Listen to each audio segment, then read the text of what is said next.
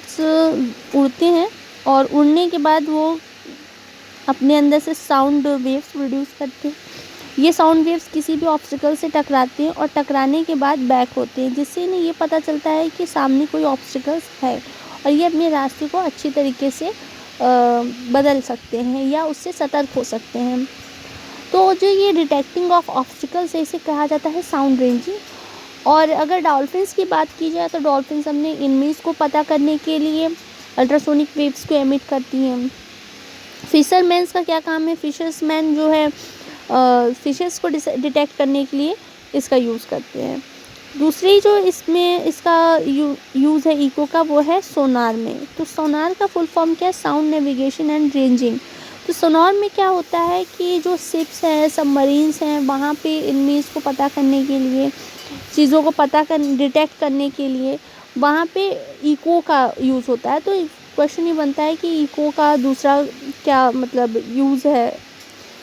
तो ये सोनार हो गया। इसी सोनार में एक वर्ड आता है इको डेप्थ रेंजिंग। तो इको डेप्थ रेंजिंग में क्या हुआ कि ये इस फिगर में दिख रहा है साफ साफ, ऊपर एक ट्रांसमीटर और रिसीवर लगा है शिप पे, और जैसे यहाँ से साउंड निकलती है किसी ऑब्स्टिकल से टकराती है, वापस पहुँच जाती है, तो उससे ये पता चलता है कि कितनी गहराई पे ये ऑब्स्टिकल्स रखा हुआ है, जिसे हम कहते हैं eco depth sounding.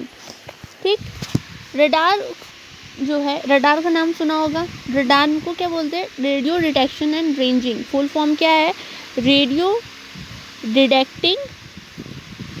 Detections and ranging.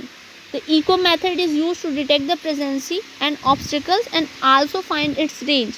A signal of electromagnetic waves such as the radio waves or a microwaves is sent in space, which after reflection from the object is in its path returns to the radar itself.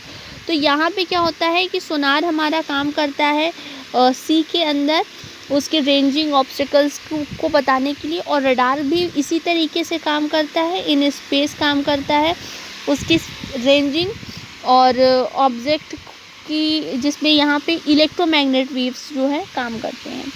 सोनार और radar जो है दोनों transmitter and receivers एक दूसरे के close किया जाता है, और जो कि इस फिगर में अच्छी तरीके से दिखाई दे रहा है, दोनों एक दूसरे के पास है, ट्रांसमीटर भी और रिसीवर भी। ये ठीक है।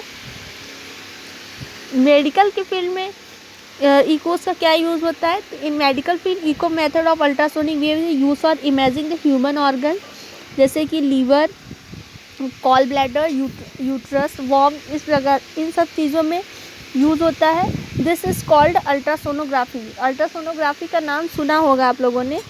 तो वहाँ पे इको का यूज़ होता है। ठीक है, अल्ट्रासोनोग्राफी, तो ये इको का एरिया है। और कार्डियोग्राफी में भी यूज़ होता है ह्यूमन हार्ट की इमेज को ऑब्टेन करने के लिए। तो ये सब इको के यूज़ हो गए, इकोस के बारे में हो गया, साउंड का हो गया। तो अब जो बचा रह गया हमारा क्या हो गया? न्यूमेरिकल्स स्टार्ट होंगे। ठीक है।